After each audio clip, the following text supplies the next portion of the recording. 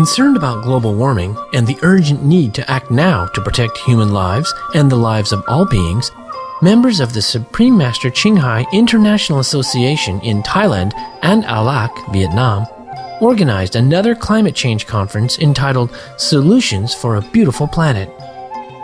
During the conference, distinguished guests and dignitaries from different parts of the world expressed their support for the meat-free diet as the single most effective solution to stop methane emissions and curb global warming. Held on August 15th at Sukhothai Thammathirat Open University in Nonthaburi, Thailand, over 2,500 guests attended the conference.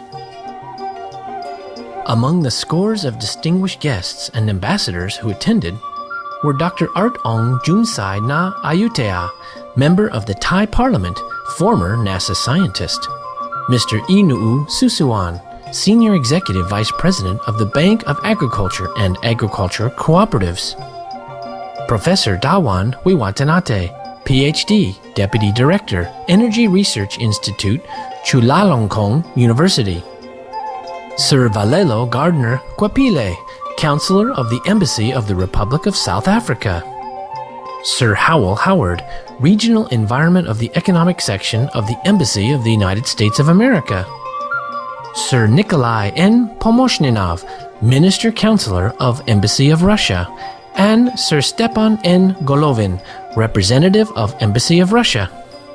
Dr. Win Ta Nguyen, PhD, specializing in energy studies at Paris University in France. Dr. Win Tae Min Kyu, PhD, MD, Chairwoman of Food and Nutrition Association, and Dr. No Duk Vung, PhD, Environmentalist. Invited as guest of honor, Supreme Master Ching Hai graciously attended via live video conference to answer questions from the audience. In light of the scientific evidence stressing the grave state of our planet caused by climate change and the urgent need for immediate action, Supreme Master Ching Hai affirms the important message she has been delivering for over the past 2 decades. We must be organic vegetarian or vegan, meaning an animal-free diet. We now invite you to join us for the video conference on climate change with Supreme Master Ching Hai entitled Solutions for a Beautiful Planet, held on August 15th, 2009 in Nonthaburi, Thailand.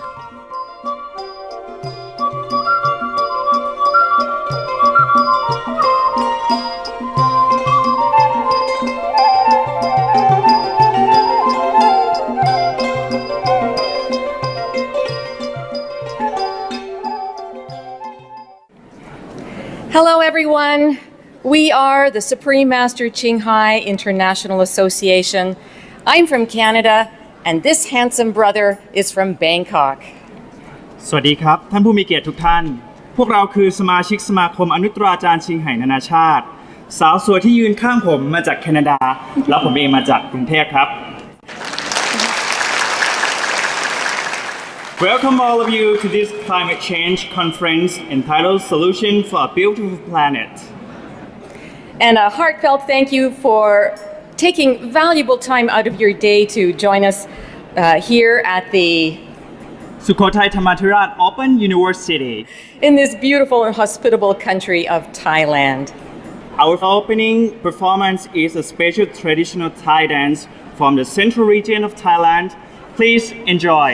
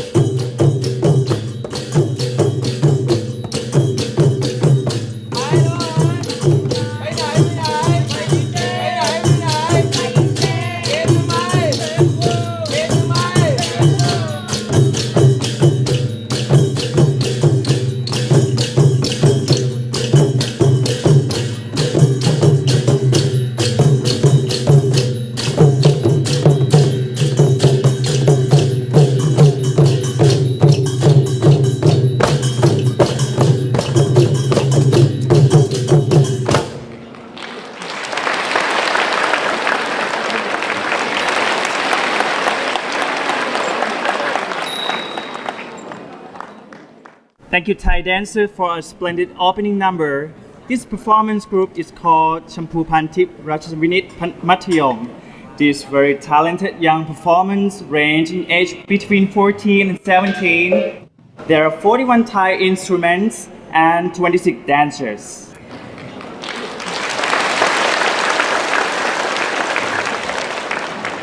That was so awesome. Our heartfelt gratefulness to Supreme Master Ching Hai, our beloved master, for her compassionate acceptance to join today's conference as our special guest of honor, and for allowing us to hold this conference in order to awaken the entire world's population to quickly take action and save our beautiful planet. As you all know, we are living in a world of turmoil. We see it on the television all the time with an ever-increasing number of natural disasters. According to a recent World Bank report, the 5 greatest climate change-triggered catastrophes to humans are droughts, floods, hurricanes, rising sea levels, and damaged crops. These disasters are happening all around the world. All countries are being affected. One of the main consequences of global warming crisis is rising sea levels, which have occurred more and more rapidly than the scientists predicted. Both the Arctic and Antarctic ice caps are melting, so are the Greenland ice sheets. Therefore, unless we stop global warming, the rising sea levels can be devastating. This truly is a problem of global magnitude. In recent years, Bangkok is among 13 of the 20 largest cities in the world at risk from rising sea level. Some areas in Bangkok are under sea level, and the highest point is only 3.5 to 5 feet or 1 to 1.5 meters above sea level. Bangkok is gradually going under at a rate of 4 inches or 10 centimeters a year. Natural disasters, which came simultaneously and continuously, have caused enormous economic and social damage to this country and seriously affect people's lives and activities. In addition to endless worries about natural disasters, pandemic diseases are also a problem that people in Thailand and the world are greatly concerned about. You will all remember how shocked we were by the SARS or H5N1 pandemic. Remember that? Yeah, everybody got scared. And now we face the swine flu or H1N1, which comes with an increasing number of deaths. The number of cases of people infected increases daily, and Thailand and all the world is rightly on constant alert. Obviously, Olak is also affected when sea levels rise. 35% of the population, as I understand it, will be in great danger if the sea levels rise by 5 meters, just 5 meters. Typhoons with accompanying flooding have continuously taken place during these recent years, which is a direct result of worsening global warming. But let's move to the Philippines for a moment. On February the 7th, 2006, there was a terrible mudslide in the Philippines, which engulfed more than 350 houses and a Class II school, burying over 1,100 people and wiping out a small village in Guen Saigon. The Supreme Master Ching Hai International Association is holding urgent climate change conference around the world. Today's conference here in Thailand is a meeting place for discussing the most effective solutions to combat environmental challenges. Once again, thanks so much for being here with us today.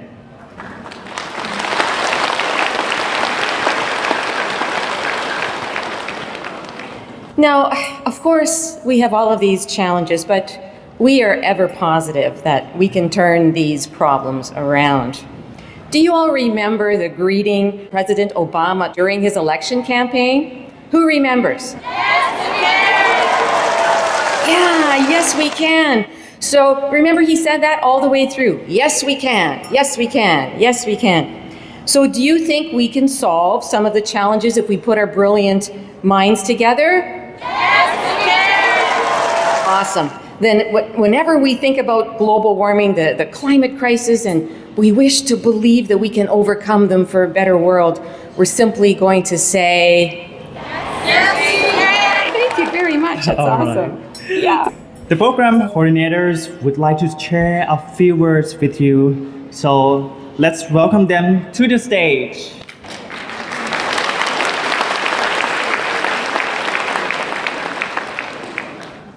Sawati Krab.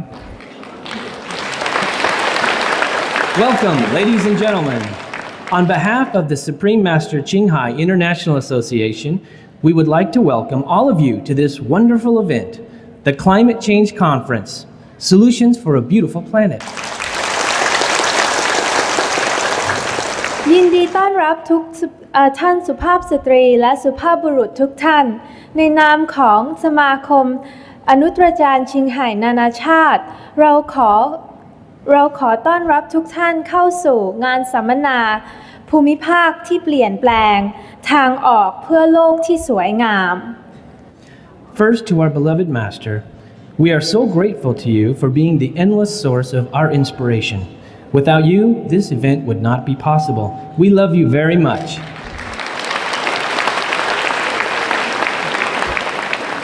อันดับแรกเราอยากจะขอบคุณท่านอาจารย์ที่รักที่ได้เป็นแรงบันดาลใจไม่รู้จบถ้าไม่มีท่านงานในวันนี้อาจเกิดขึ้นไม่ได้เรารักท่านอาจารย์มากเลยค่ะ Our sincere appreciation to the local Thai government, the president of Sukhothai Thammatharat Open University, Associate Professor Dr. Prani Sankatawat, and also Dr. Ladawan Na Radong, for your generosity in granting us the use of this wonderful facility. เราขอบคุณอย่างจริงใจรัฐบาลไทยอธิการบดีของมหาวิทยาลัยสุโขทัยธรรมาธิราชรองศาสตราจารย์ดร.ปราณีสังคทวัฒน์และรองศาสตราจารย์ดร.ลดวันณระนองสำหรับการเอื้อเฟื้อสถานที่อันยอดเยี่ยมแห่งนี้ให้เราใช้สัมมนาในวันนี้ To our expert panelists, we thank you for sharing your knowledge, support, and time. We appreciate your courage for speaking out on behalf of our precious planet. สำหรับท่านผู้ทรงคุณวุฒิผู้เข้าร่วมการอภิปรายขอขอบคุณสำหรับการแบ่งปันความรู้การสนับสนุนและสละเวลาอันมีค่าของท่านเรารู้สึกยินดีกับความกล้าหาญในการเป็นกระบอกเสียงให้กับดาวเคราะห์อันล้ำค่าของเรา We thank our distinguished guests for their presence and for sharing their valuable time. As leaders in your respective communities, your support will surely lead to a positive change. เราขอบคุณแขกผู้มีเกียรติสำหรับการเข้าร่วมงานและสละเวลาที่มีค่าของท่านเนื่องจากท่านเป็นผู้นำชุมชนการสนับสนุนการท่านจะนำไปสู่การเปลี่ยนแปลงที่เป็นบวกอย่างแน่นอน We would like to express our sincere gratitude to our brothers and sisters from all over the world, but especially those from here in Thailand and those from Alak or Vietnam who have spent a tremendous amount of time and energy to make this event successful. เราอยากที่จะแสดงการขอบคุณอย่างจริงใจต่อเพื่อนบรรพนของเราจากทั่วโลกโดยเฉพาะผู้ที่มาจากประเทศไทยและประเทศเอาหลักผู้ที่ให้ได้ใช้พลังงานและเวลาอันมีค่ามากมายเพื่อให้งานในวันนี้ประสบความสำเร็จ Without further ado,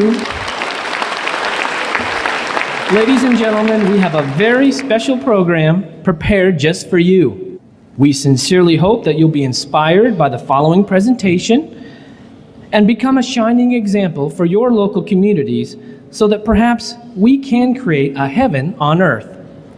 ท่านสุภาพสตรีและสุภาพบุรุษเรามีรายการพิเศษเตรียมไว้เพื่อท่านโดยเฉพาะเราหวังเป็นอย่างยิ่งว่าท่านจะได้รับแรงบันดาลใจ จากการนำเสนอต่อไปนี้และเป็นตัวอย่างที่สว่างใสให้กับชุมชนในพื้นที่ของท่านเพื่อว่าบางทีเราอาจสร้างสวรรค์บนโลกให้เป็นจริงได้ Thank you. ขอบคุณค่ะ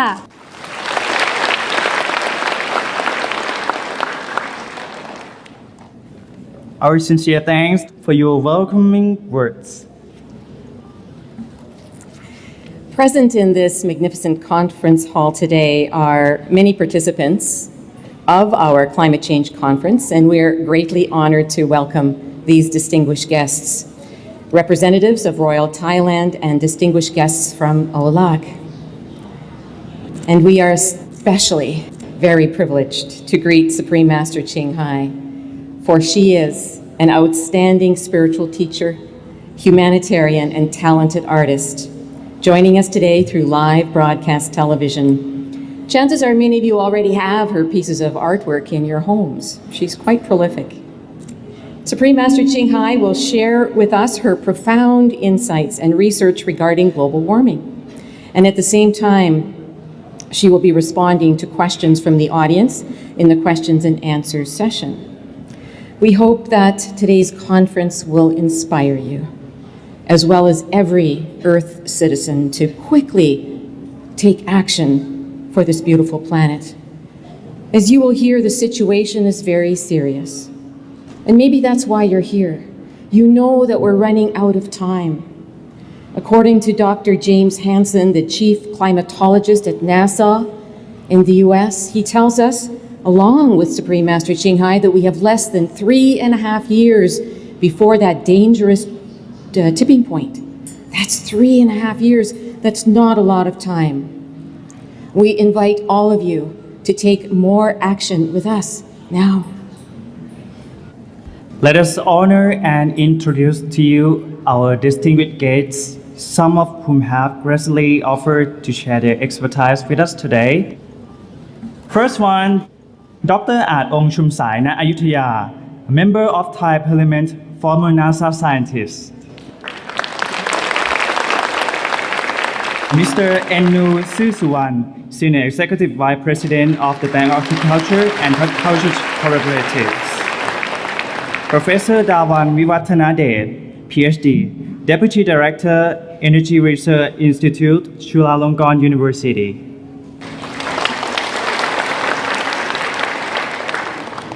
Professor Banmanas Sirisombun, she's lecturer and agricultural technology. Dr. Siwat Ponpiachan, Department of Environmental Management, he's a lecturer, Prince of Songkhla University. Wonderful. Sir Valelo Gardner Kwapil, Counselor of the Embassy of the Republic of South Africa. Sir Howell Howard, Regional Environment of the Economic Section of the Embassy of the United States of America. Perfect, thank you.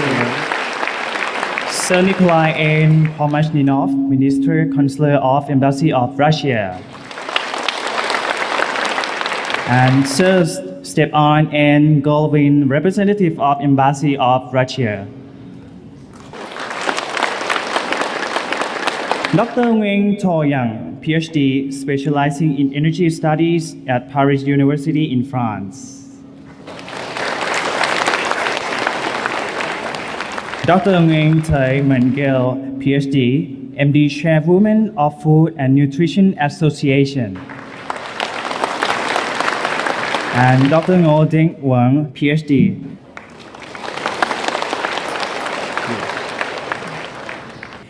These distinguished guests whom we have just introduced are among many other distinguished guests who are with us here today. Please join us in welcoming all of our distinguished guests with a warm Thai applause.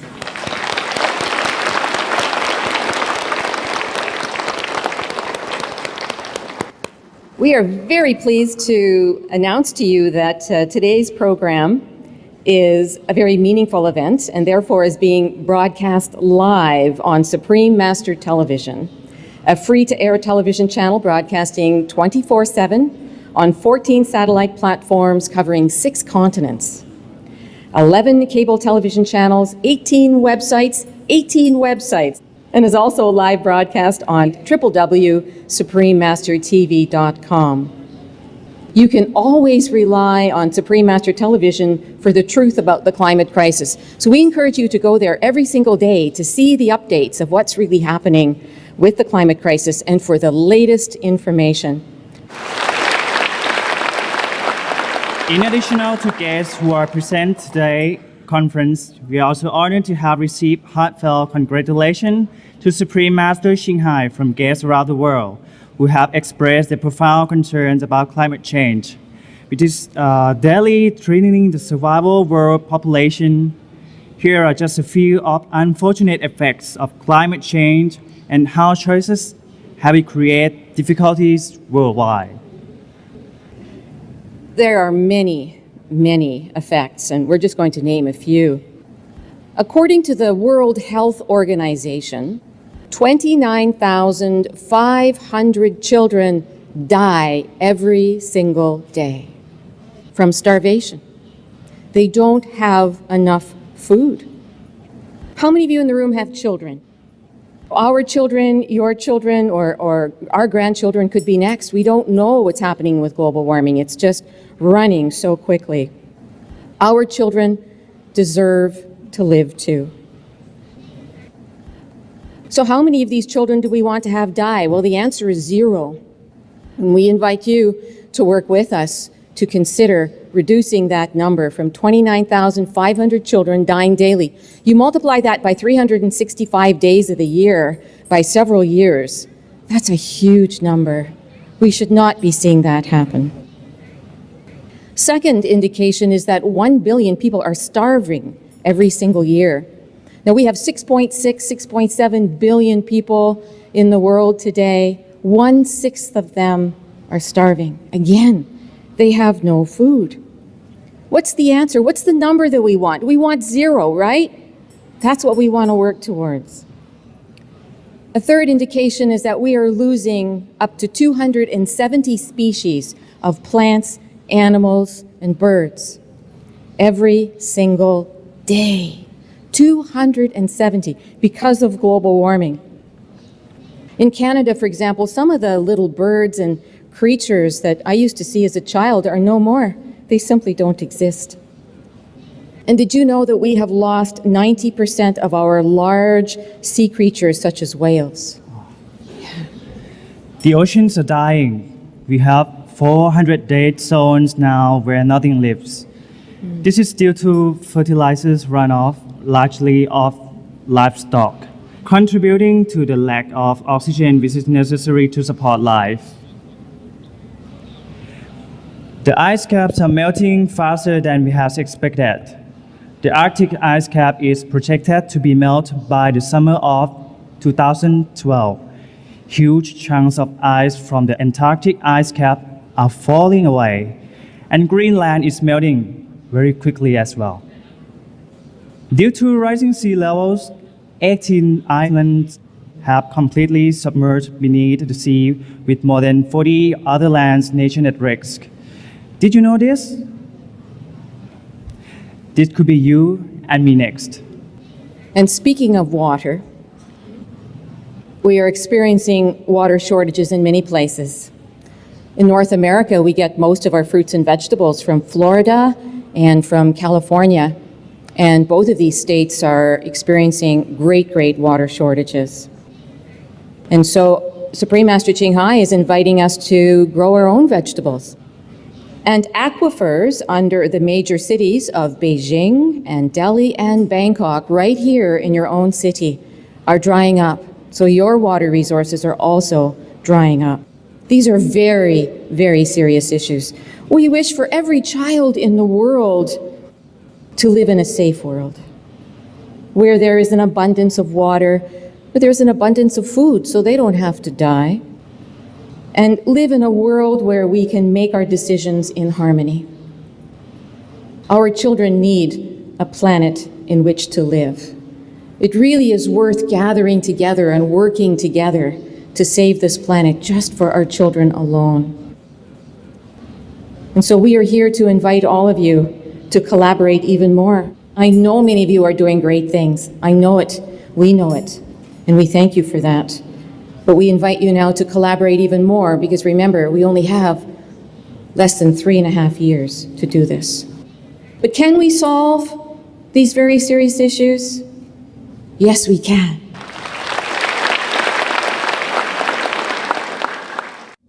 Please welcome our first guest speaker via video, who is Mr. Hong Chi, legislator from Formosa. 青海师傅，各位贵宾，全球各位观众，大家好，我是中华民国的立法委员林鸿池。今天非常高兴透过视讯会议来参加这一场的研讨会。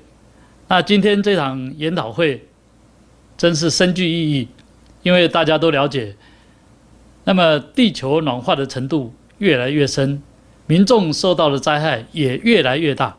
我们今天如果不做，明天就会后悔；今天如果不做，我们恐怕就没有明天。以个人的认识跟经验，深深觉得，让我们每一个人都能够以举手之劳，很简单的具体动作来参与护地球、抗暖化的活动。其实吃素，这是一个最直接而具体的一个作为。那么为什么呢？其实吃素，它可以减少杀生。那如果制造肉食，其实它就等于制造温室气体，制造二氧化碳。那以全球所有的温室气体里面20%啊，它是畜牧业所产生的。那另外，其实吃肉，它就等于是大量消耗这个地球的资源。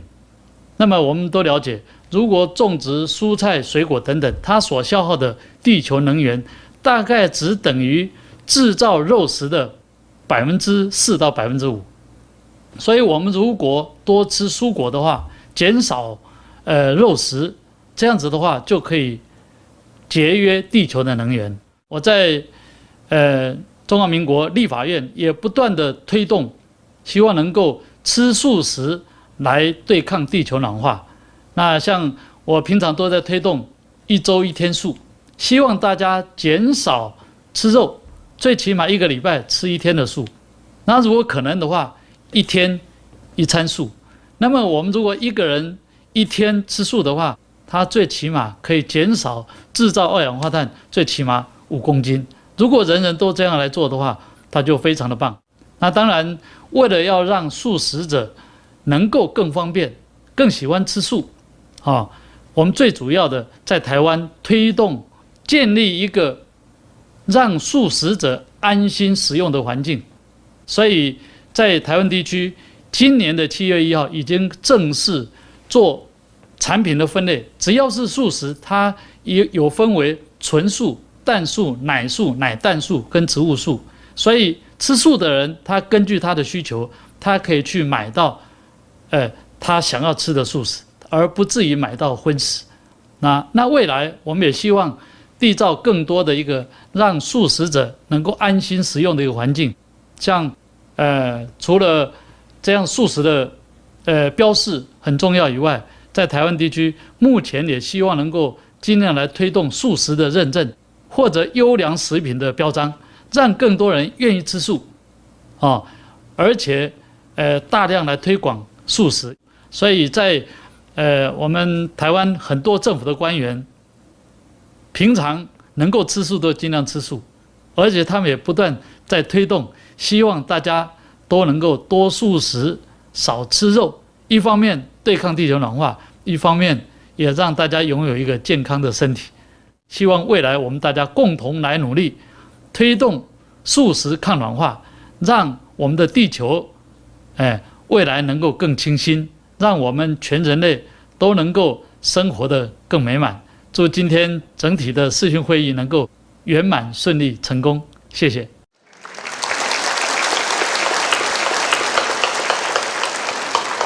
Please welcome our next guest speaker via video, who is Dr. Nick Wilson, public health physician at the University of Otago, Wellington, New Zealand. Greetings to all at the Solutions for a this beautiful planet conference in Thailand. My name is Dr. Nick Wilson. I'm a public health physician and I work at the University of Otago in Wellington, New Zealand. One of my areas of research interest is on the effects of climate change and how we can achieve win-win solutions with addressing climate change and also benefiting public health at the same time. I've looked at the evidence around climate change and greenhouse gases and dietary patterns, and the evidence is very convincing that typical Western dietary patterns are an important cause of greenhouse gases.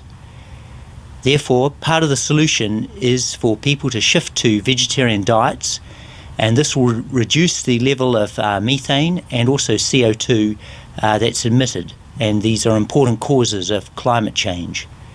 Another advantage is that the environmental damage from current animal agribusiness will also be reduced if people switch to vegetarian diets. And vegetarian diets also have important health benefits in terms of preventing heart disease and various types of cancers. Thank you, Doctor.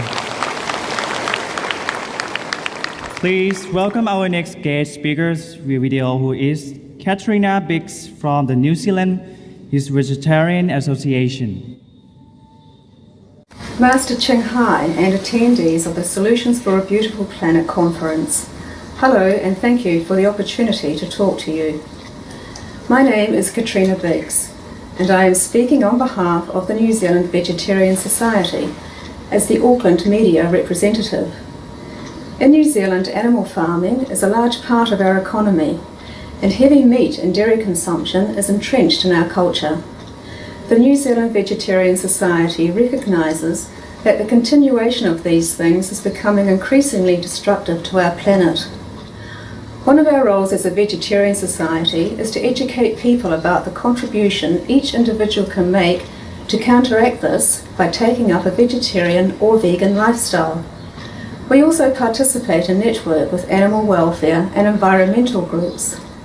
United, we can help greater numbers of people move away from the reliance on animal products and encourage better health and economic growth in more sustainable ways. Vegetarianism and veganism are major steps that can be taken to keep our planet beautiful and alive. Thank you.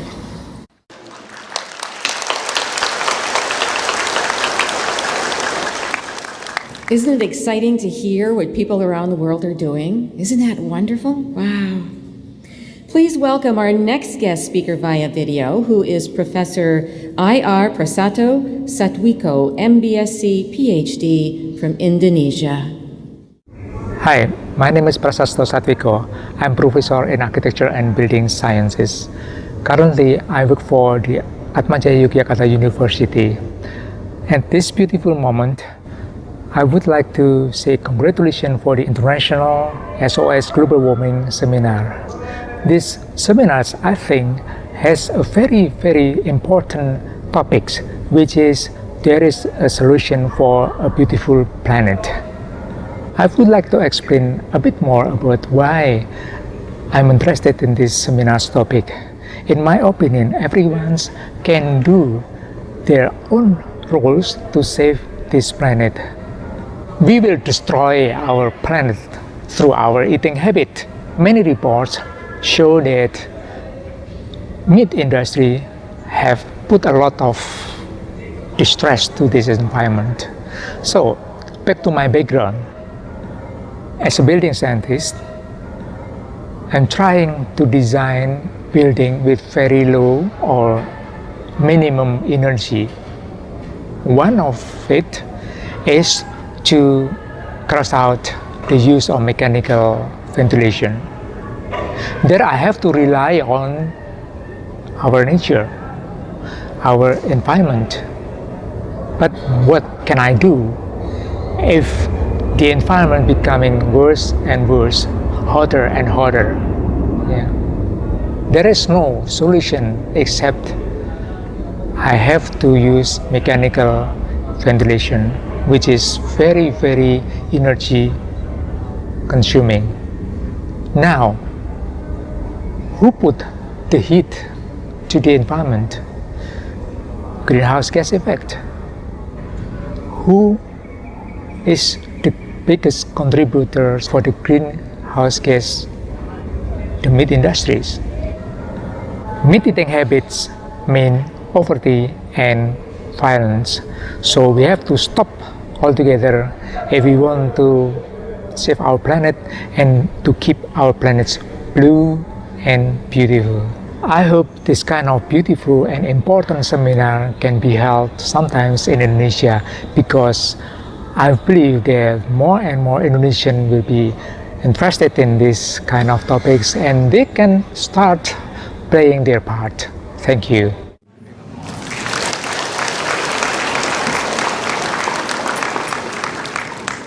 Thank you, Professor. Please welcome our next guest speaker via video, Park Kwang-jun, Administrator of Gangwon Meteorological Administration in Korea this time. Good afternoon, distinguished participants and ladies and gentlemen.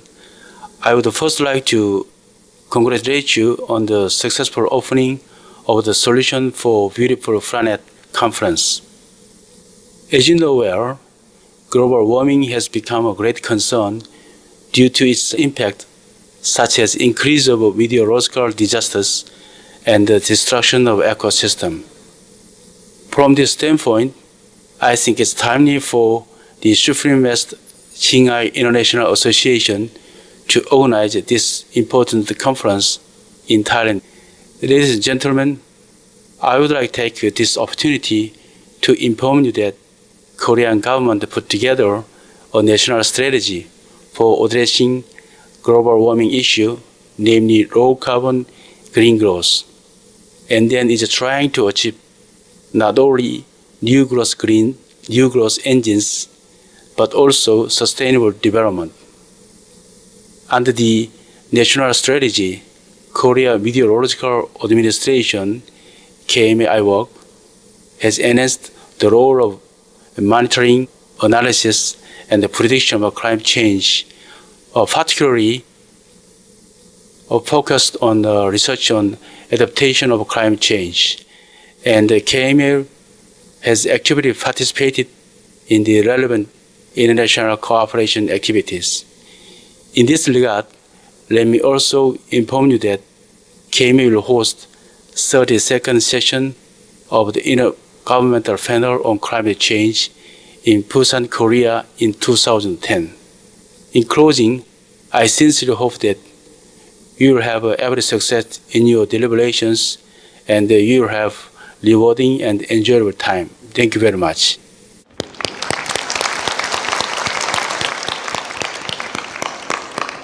Bravo to all of these countries who are doing such great things. On January the 15th, 2007, I believe it was, Dr. Rajendra Pachauri, who is the chief of the Intergovernmental Panel on Climate Change for the UN, came out publicly and told all of us that there are 3 things that we can do to halt global warming. Number 1, don't eat meat.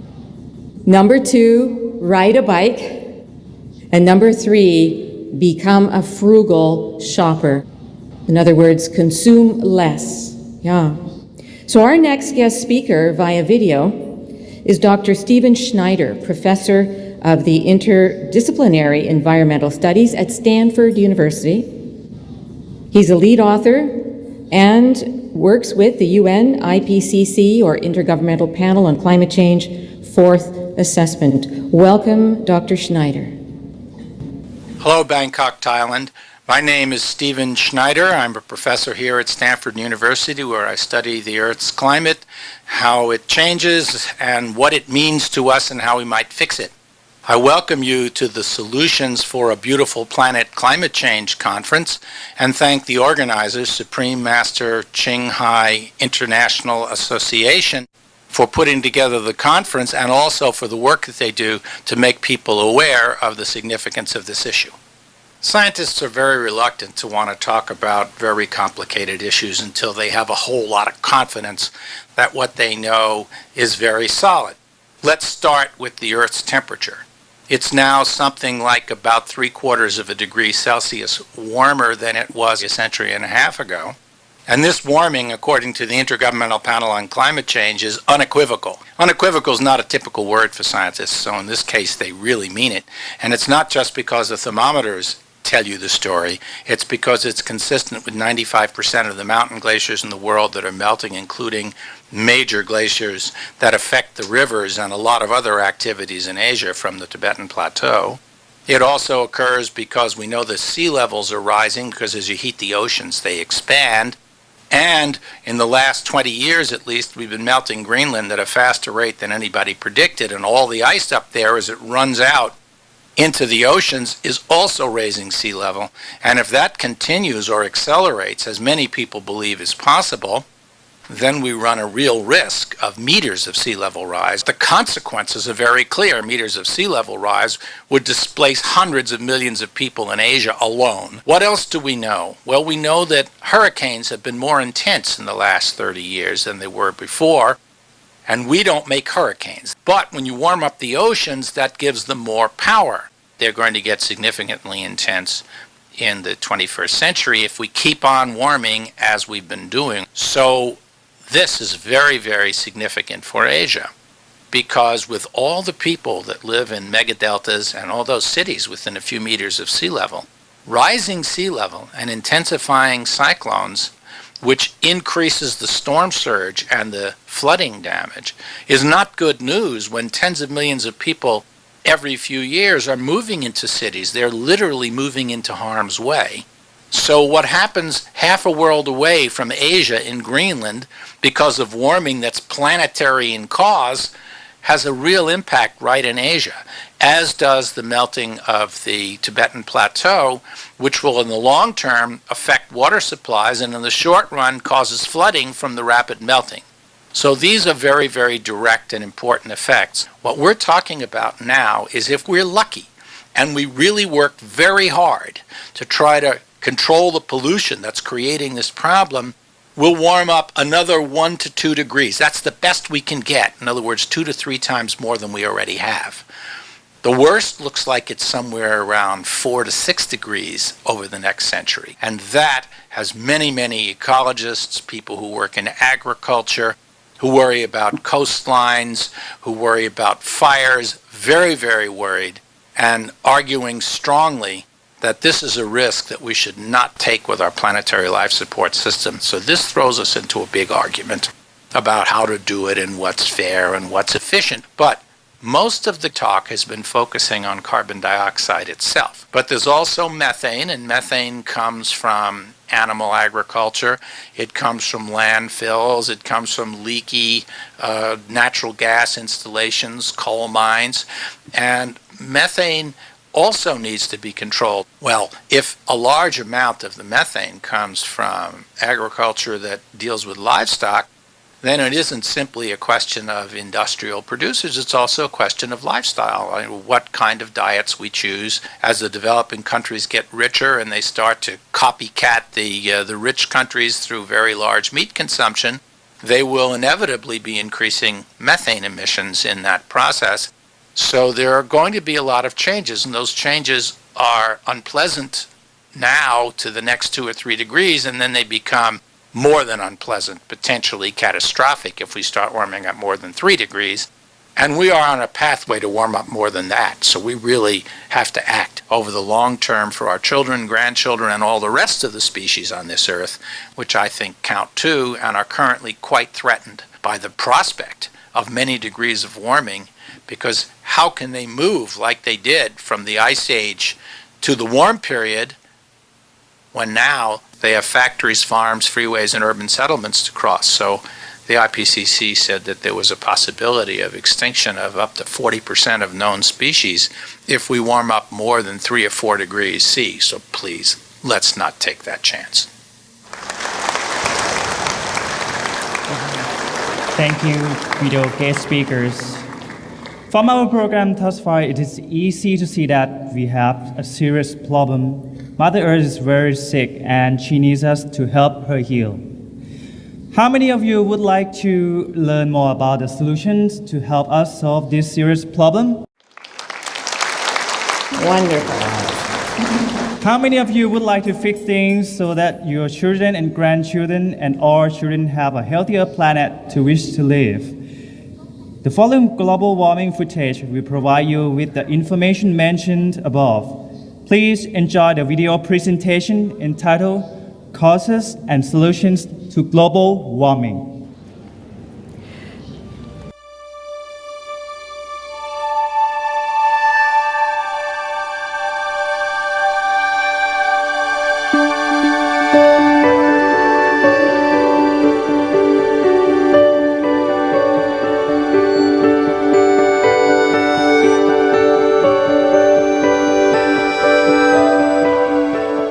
After eons of evolutionary changes, Earth has been transformed into the beautiful planet it is today. From the morning sunlight sparkling on the jade blue water, to the rosy hue at dusk fading in the distant mountains. The wings of birds soaring majestically, flying home to their cozy nests. A day on Earth, so filled with lingering remembrances. Let us take a moment to still our minds. We become more in tune with the stream of life flowing around us. Can you hear the rhythmic soughing of the wind as it gently plays with the green leaves in the vast forests? Can you see the majesty of the immense mountain ranges? Can you feel the mysterious tranquility of the desert? And witness you not the endless prairies, the numerous species of exotic flowers and vegetation? Yet, the beauty of our planet Earth may become a thing of the past, a distant memory, once the devastation of global warming occurs on a much more catastrophic level.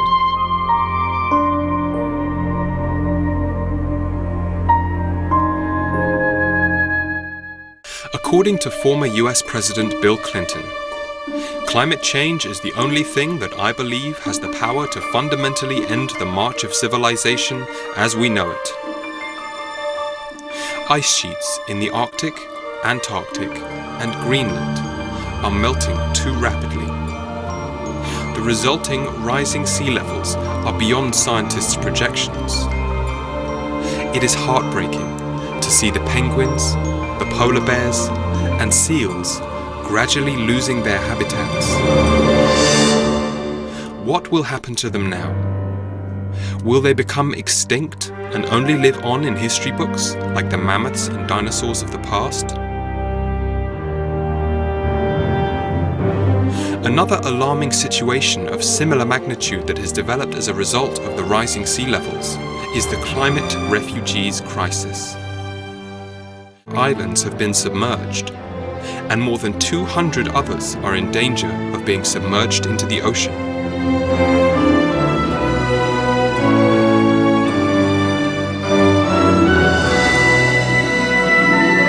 As a result, millions of residents on these islands have to flee their home to seek a safe haven elsewhere. Life becomes more and more desolate as the shortage of food, water, and the lack of housing is the heart-wrenching outlook.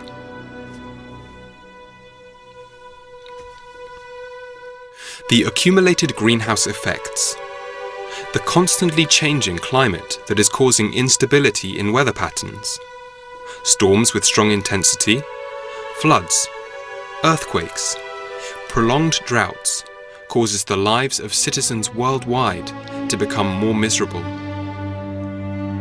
Human life is fragile in the face of such incalculable damages.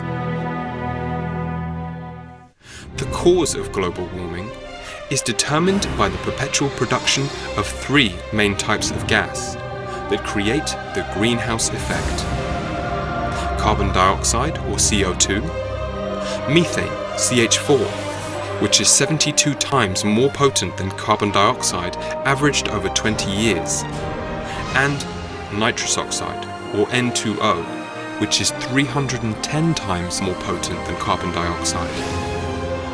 The major source of these gases is from the livestock industry, as indicated by the United Nations FAO's report, Livestock's Long Shadow.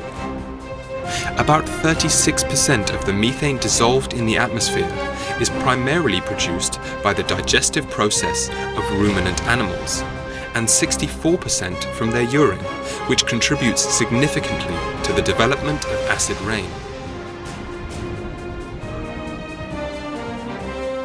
Livestock farming creates 65% of nitrous oxide related to human activities, the majority of which comes from chemical fertilizers.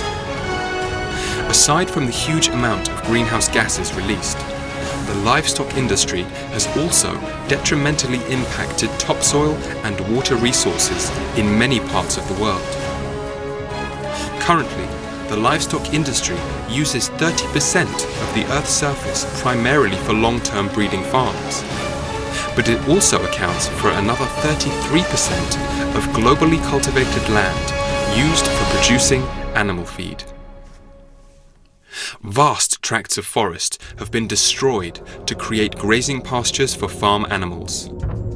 For example, 70% of the forests in Latin America, such as the Amazon rainforest, have been turned into grazing pastures. Meanwhile, cattle herds trigger large-scale topsoil degradation. Approximately 20% of grazing pastures are degraded through extreme cattle herding, where the topsoil has hardened and eroded. This figure is even higher in dry regions where permanent desertification has occurred. The raising of livestock is numbered among the industries that use a considerable amount of clean water, contributing to the water shortage problem on the planet. 70% of the water resource is used for animal feed production.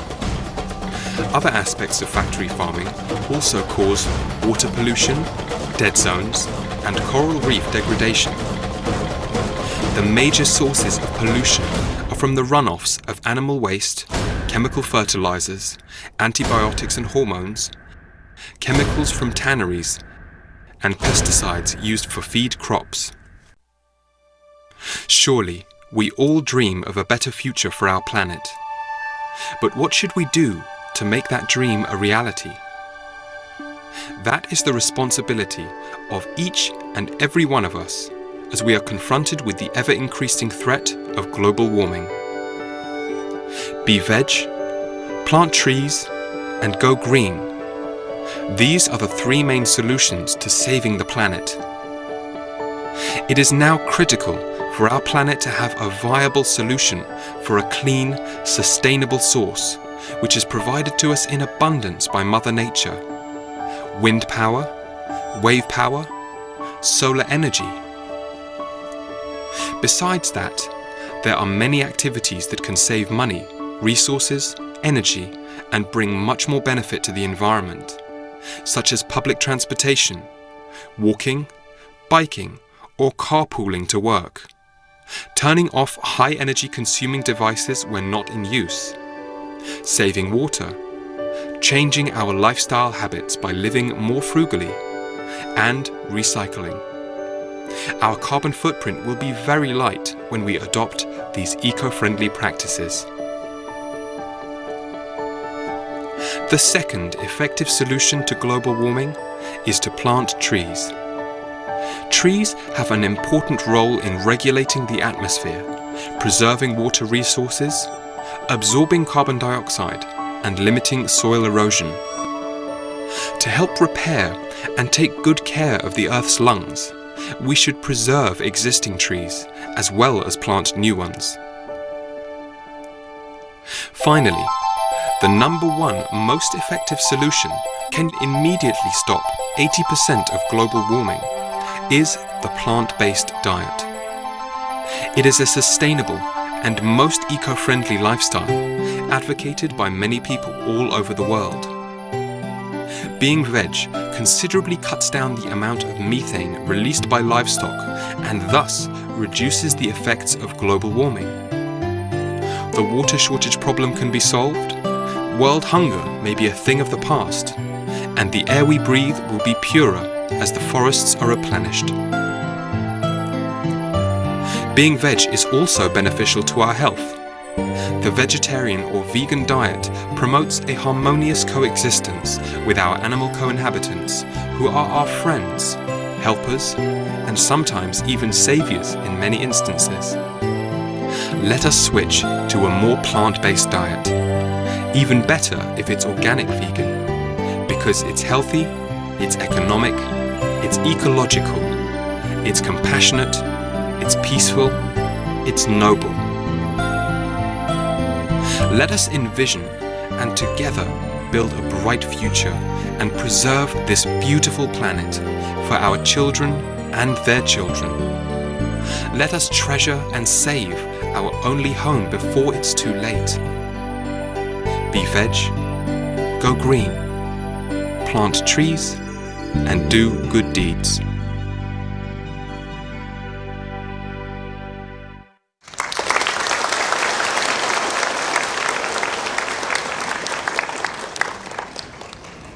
We've just watched video footage of the global warming situation, which is happening around the world with consequences of catastrophic proportions. We also heard some wonderful solutions, and they're simple solutions. What follows now is you will have a chance to listen to lectures of scientists who are the pioneering experts who study climate change. Please welcome to the first lecturers, Dr. Ong Chumsai Na Ayutthaya. Dr. Ong Chumsai Na Ayutthaya is a vegetarian, member of Thai Parliament, former NASA scientist, engineer, and educator. Dr. Ong Chumsai Na Ayutthaya is also a scientist and engineer from Thailand who helped design and develop the first successful landing device for NASA Waikiki space project to Mars, and is director of the Satya Sai School. So good afternoon, ladies and gentlemen.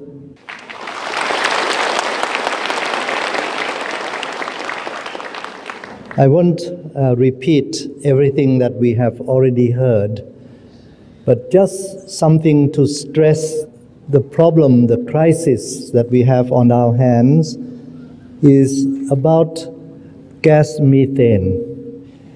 You know, in the northern part, in the North Pole area, we now find a lot of this methane coming up through the ice, because ice is melting and disappearing, and methane is now coming up through the ice. And as you know, methane is much worse than gas carbon dioxide for global warming. So this is a very important problem that we have to take care of, because it's going to speed up the global warming. The temperature will go up much more quickly in the next 3 years or so. So this is one thing that we have to watch out.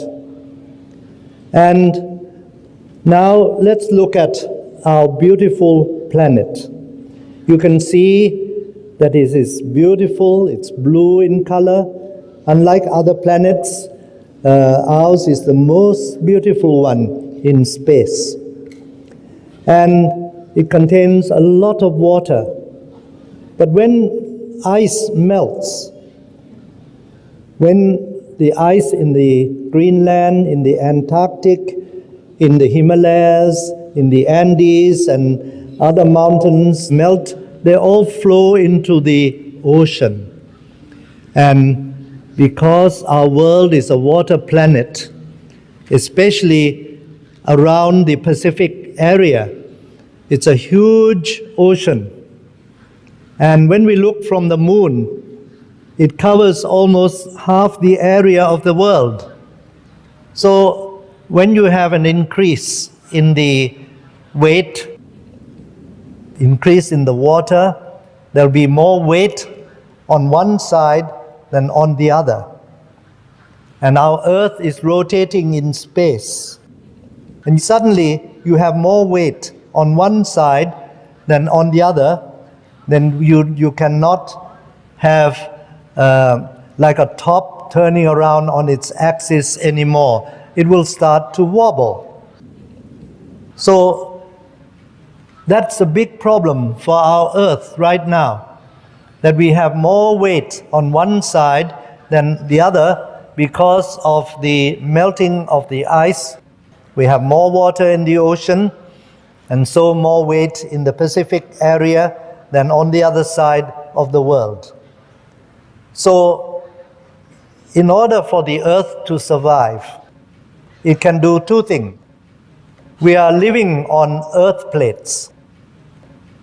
Thailand here is part of the Eurasian plate, okay, consisting of Europe and Asia, except for India. Okay, we are on a big plate.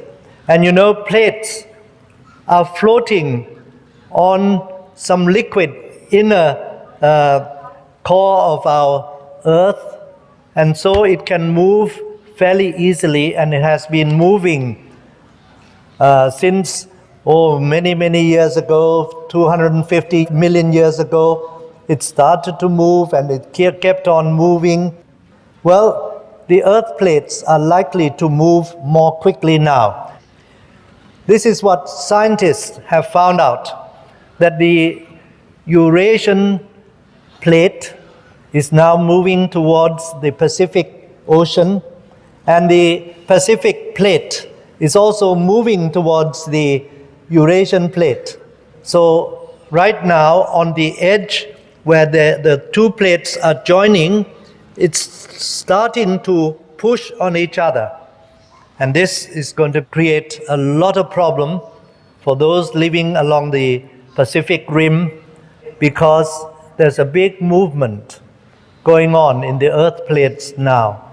And it will create not only a lot of earthquakes, big tsunamis will start from the Philippine side, for example, and this will create tsunami coming into the Gulf of Thailand. We've never had anything like that before, but now there is a possibility that this will take place. And of course, wherever you have the joint of the earth plates, you're going to have more earthquakes.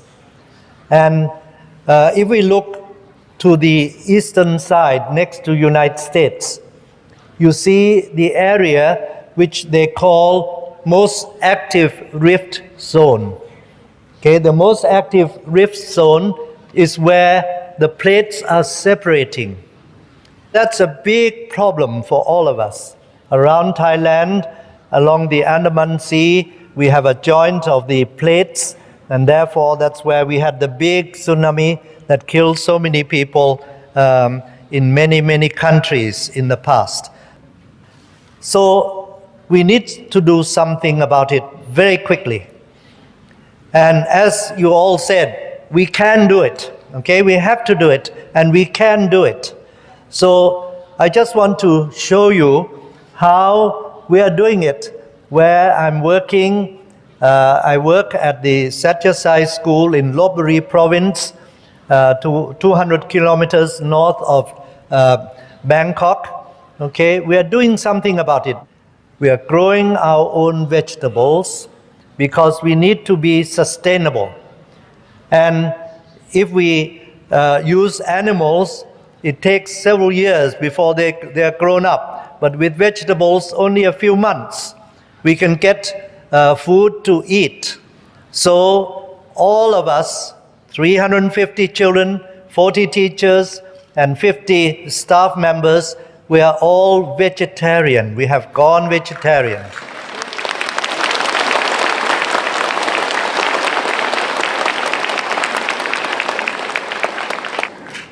So our children grow their own vegetables.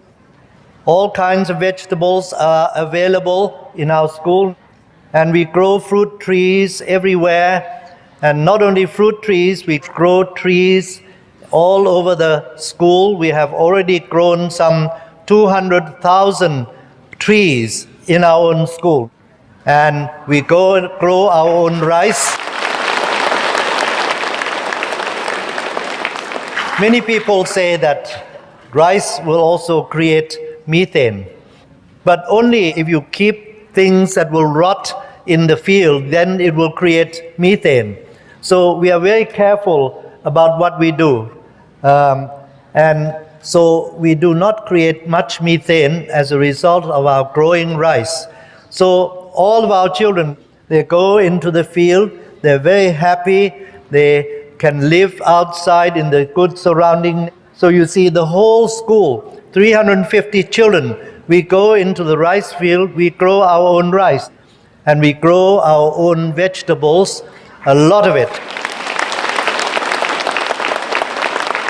And not only that, we reduce gas carbon dioxide emission by producing our own energy. This is a machine for producing biodiesel. We make it from vegetable oils, use vegetable oils, and we produce biodiesel from it. So you can see it's quite clear, and we use it 100% in our trucks in the school. And we've been using it for the past 2 years with no problems to the engine. There is a building, and on top of the building, you see two types of energy. One is solar cells, photovoltaic cells that will produce electricity, and the other one is the wind turbine, where we produce electricity from the wind as well.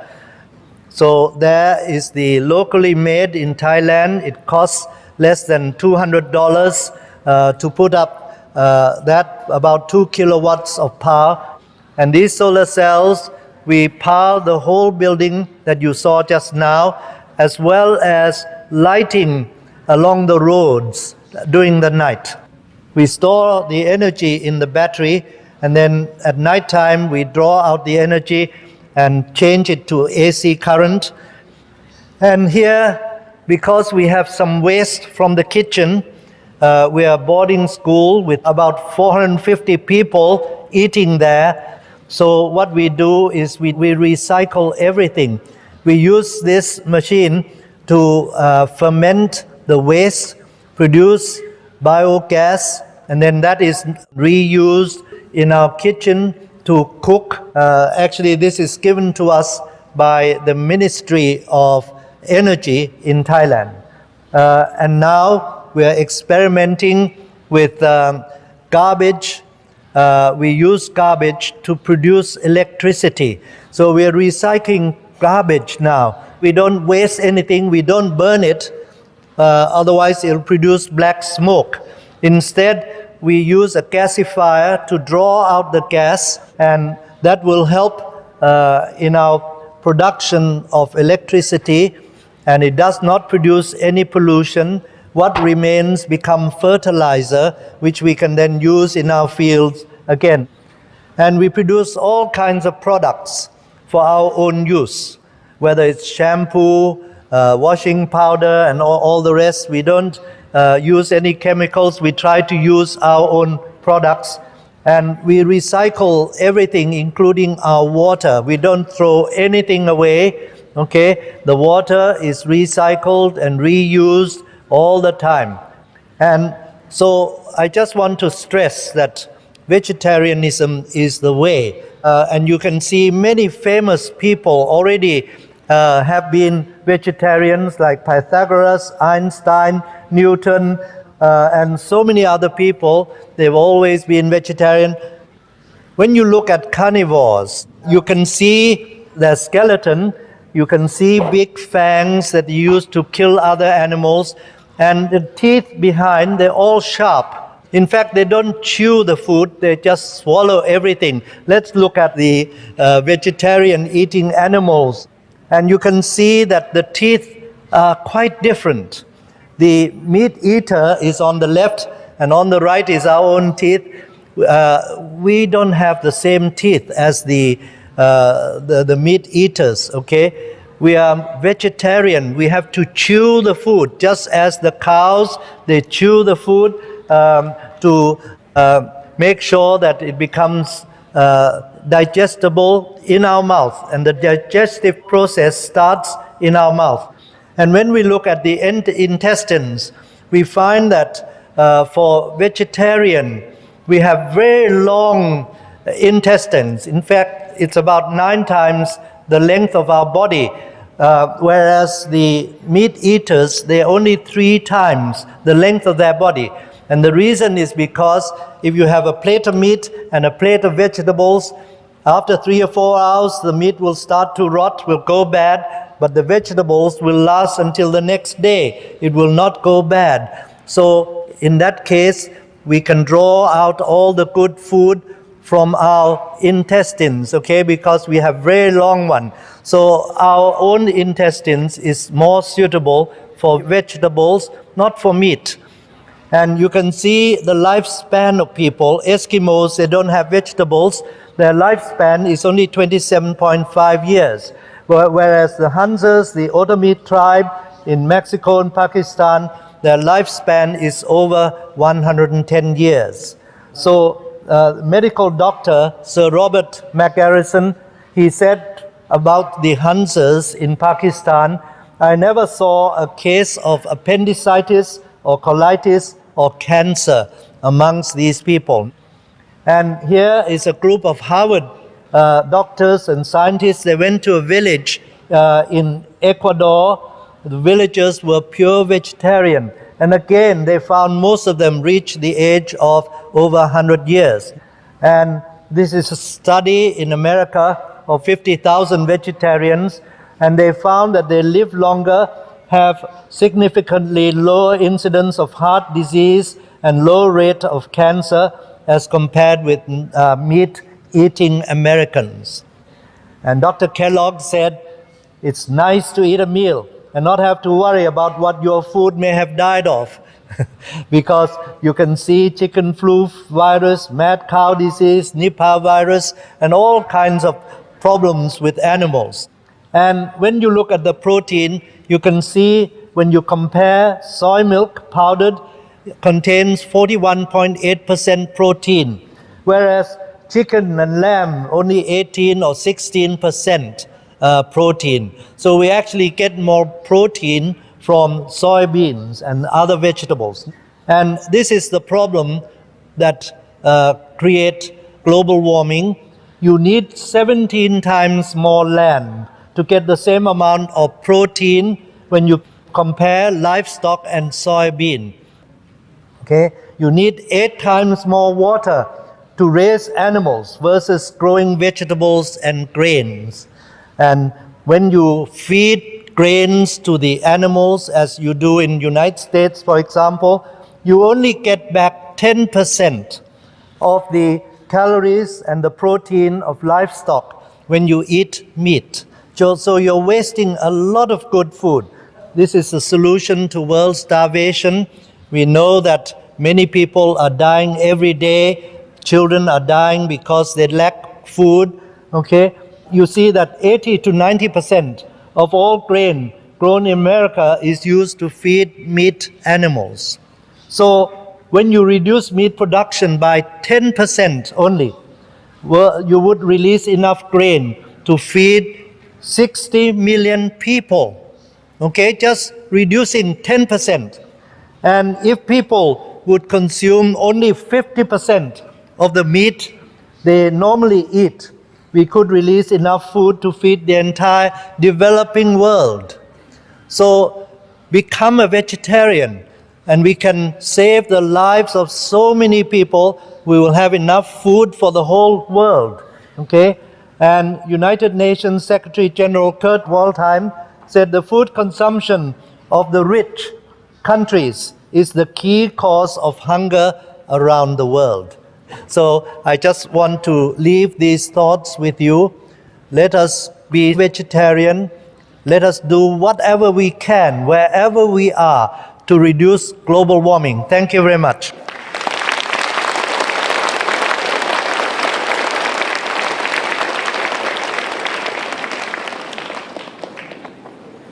Our sincere thanks to you, Doctor, for a very inspiring presentation. Our next lecturer is Mr. Enu Sushuan, Senior Executive Vice President of the Bank of Agriculture and Agricultural Cooperatives. Please welcome Mr. Enu Shushwan. สวัสดีครับ Good afternoon, ladies and gentlemen, distinguished guests.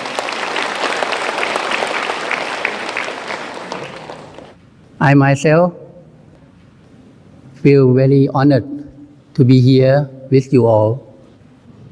First of all, I would like to tell you something in brief about the Bank for Agriculture and Agricultural Cooperative.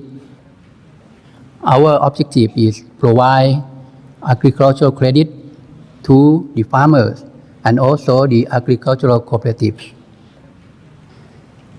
But in 2006, we have changed our position from the Bank for Agricultural Credit to the Bank for Rural Development, that we can provide any financial services and management service to anyone in the rural area.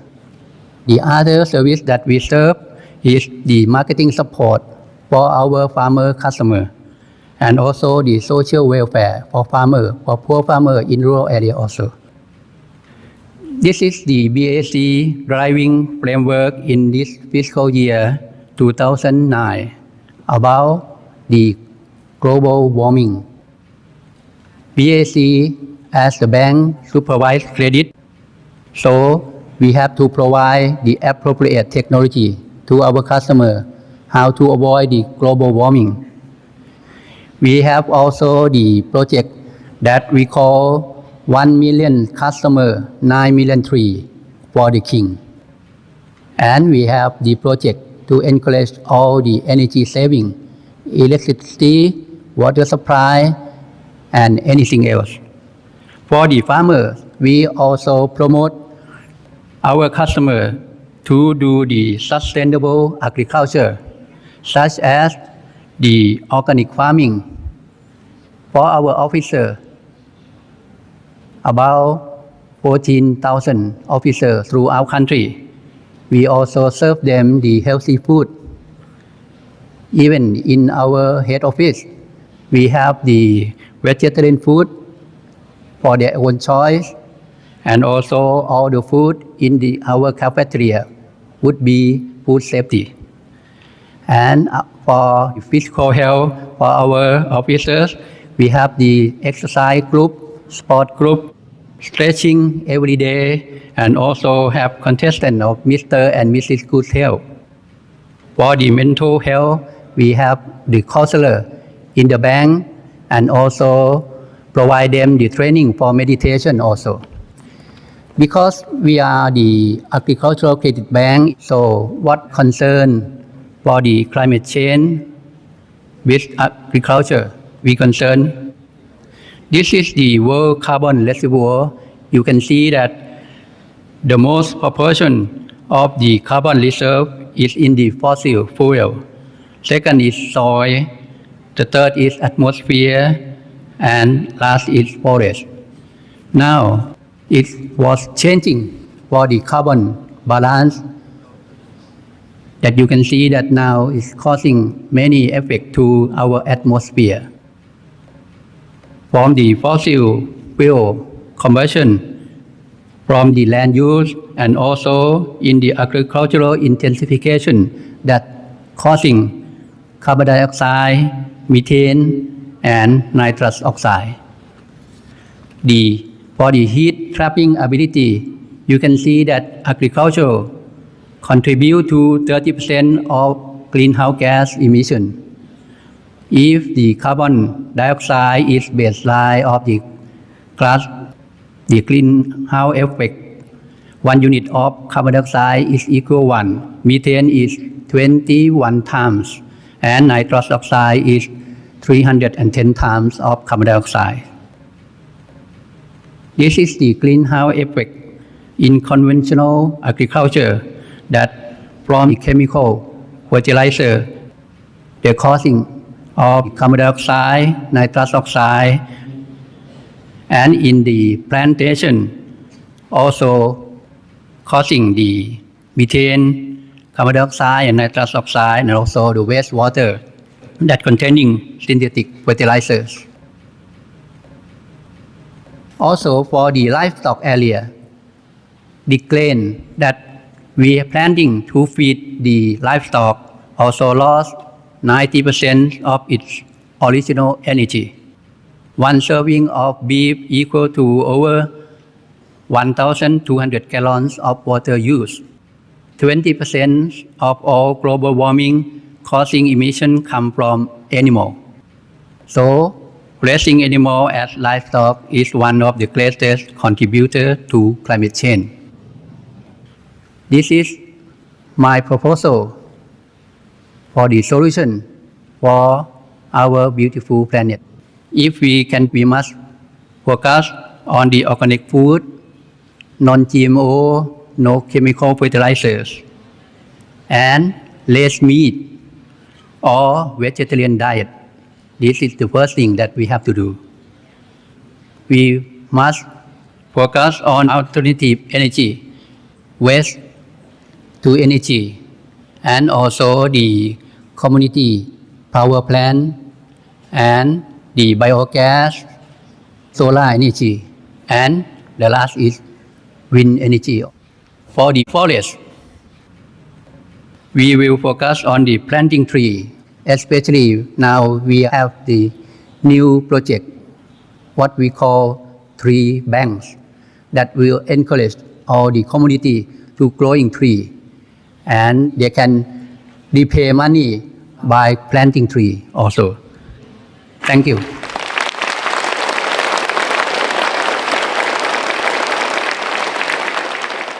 Our sincere thanks to Mr. Anu Shushwan for providing those profound insights for us today.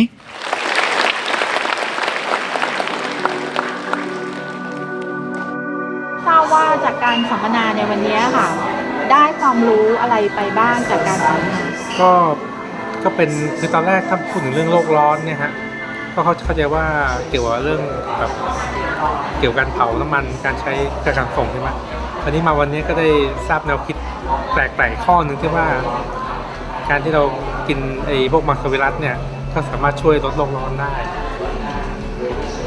ครับก็เป็นแนวคิดใหม่ฮะก็ตอนแรกก็ยังงงว่ามันสัมพันธ์กันยังไงอันนี้พอมาฟังจากการชมการสัมมนาเนี่ยเลยทำให้ทราบว่าในการที่เราแบบว่าลดคือเราเลิกกินเนื้อเนี่ยแล้วก็กินผักอะไรเงี้ยก็สามารถช่วยลดโลกร้อนได้ Thông qua hội thảo này thì tôi thấy được đây là một cái cách tiếp cận mới trong cái vấn đề bảo vệ môi trường, cũng như là tôi thấy đã có đông đảo những con người đang mong muốn hướng tới một cái có những cái hành động để góp phần làm cho trái đất tốt đẹp hơn và gọi là phát triển bền vững. Bất kỳ một loài nào trên trái đất này đều đóng một cái vai trò rất là quan trọng, tại vì nó đều nằm trong một cái mắt xích của hệ sinh thái và tất cả đều phải được coi cái vai trò như nhau trong vấn đề tồn tại của chúng ta trên trái đất này. Mong rằng là mọi người sẽ theo những cái cách sống như thế này có thể không chỉ góp phần làm cho trái đất đẹp hơn mà còn cho mối quan hệ giữa tất cả chúng ta tốt đẹp hơn. Xin cảm ơn. ผมไม่กินเนื้อสัตว์เนื้ออะไรมานี่15 ปีเนี่ยนะฮะแล้วผมสุขภาพร่างกายแข็งแรงแล้วทานเช้าขึ้นมานี่ผมทานผลไม้ใช่ไหมทานผลไม้ปั่นท่านจะเห็นว่าถ้าเราไม่ลดภาวะโลกร้อนเนี่ยประเทศต่างๆตอนนี้นี่เกิดภาวะนะฮะฝนฟ้าแปรปรวนเกิดวิปริตไปเรื่อยๆอย่างเงี้ยถ้าหากว่าเราช่วยกันลดภาวะโลกร้อนในประเทศเราก็คงจะไม่ประสบกับหายนะข้างหน้าครับ Tôi tên là Nguyễn Minh Lộc. Hiện tại tôi đang làm ở một công ty xây dựng ở Hà Nội, và qua cái cuộc hội thảo này thì tôi thấy hiện tại địa cầu mình đang gặp rất nhiều cái vấn nạn, và như hiện tượng băng tan, những hiện tượng mà giết hại súc vật để lấy thịt, những cái đó nó đã làm cho địa cầu ngày một hâm nóng lên rất nhanh, nhân rộng ra mọi người ở nhiều lĩnh vực khác nhau cùng bắt tay lại, cùng chung tay lại để mỗi người góp một ít vào trong cái công cuộc chống lại cái việc hâm nóng toàn cầu này. Và mình hãy thay đổi cái lối sống, thay đổi cái cách quan niệm và chuyển từ ăn thịt qua ăn chay. อย่างน้อยเนี่ยอยากให้ทุกคนช่วยกันเริ่มที่ตัวเราก่อนนะฮะตอนนี้ถ้าเรารอมัวแต่รอภาครัฐหรือใครมารณรงค์ไม่ได้ก็เริ่มที่ตัวเราก่อนครอบครัวเราก่อนนะครับคนละไม้คนละมือก็คนเล็กน้อยเนี่ยสามารถจะช่วยให้โลกไม่ใช่แค่บ้านเรานะโลกเราโดยซ้ำนะฮะมีภาวะที่ดีขึ้นกว่าเดิมนะครับ Tôi thấy đây là một cái hội thảo tổ chức rất là hoành tráng. Một cái cảm nhận thứ hai là về cái chuyên đề của hội thảo, tức là giải pháp cho một cái sức khỏe toàn cầu. Đây là một cái chủ đề rất là nóng bỏng, rất là thời sự và đáp ứng đúng cái tình hình hiện nay mà mọi con người chúng ta sống trên cái địa cầu này đều phải quan tâm đến.